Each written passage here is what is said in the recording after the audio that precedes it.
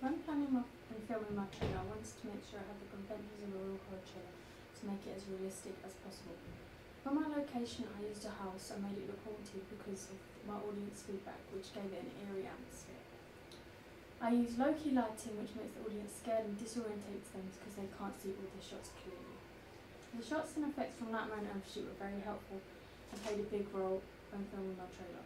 For example, the shot of Freddy Krueger's knife scratching his hands against the pipes, I recreated using a knife scratching against a hard surface, which gave the knife scratching noise effect.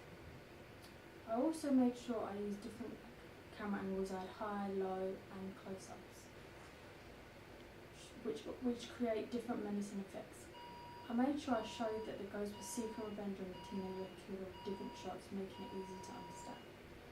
I also used a tripod to create a panning effect when showing the location where everything is taking place, which makes the audience feel they are seeing what someone else is seeing and creates confusion and a sense of mystery and almost makes them a part of the horror trailer themselves.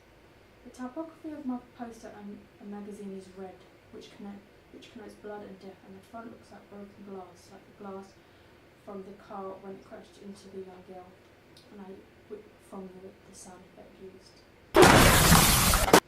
At the beginning of the trailer, I used slow music to slowly build up tension, and I used the sound of a heartbeat to make the audience feel more connected with it, and almost as if they were hearing their own heartbeat at the beginning of the trailer.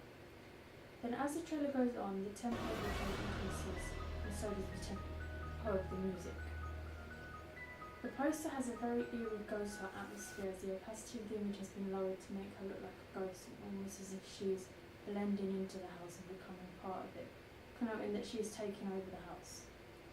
The tagline, "I know what you did that night," gives you a bit more of an insight to what the film is actually about, but it doesn't give too much away and keeps the audience guessing what they did and who did it, creating a lot of suspense. I put in the top left-hand corner away from everything else so it's eye-catching, and I made the font look very childlike, almost as if the antagonist has written it themselves, and makes it obvious that she is the one seeking revenge on someone else. For my horror magazine, I decided to choose Fangoria over every other film magazine because it specialises in horror films specifically, and the main image on the front of the images are very dramatic and use a lot of red and dramatic images, which is why I incorporated these things into my magazine. The main image on my magazine looks as if she's going crazy, but also as if she's changing into someone else, connoting when she goes from just a normal young girl into a ghost which is seeking revenge on someone else because of what she's done. The link between my magazine and poster is the dark atmosphere, the low opacity of the images to create a ghost-like look, and the same fonts for my magazine and poster. But I made the colour of the fonts in the magazine red and white on the poster because I didn't want them to be the complete same.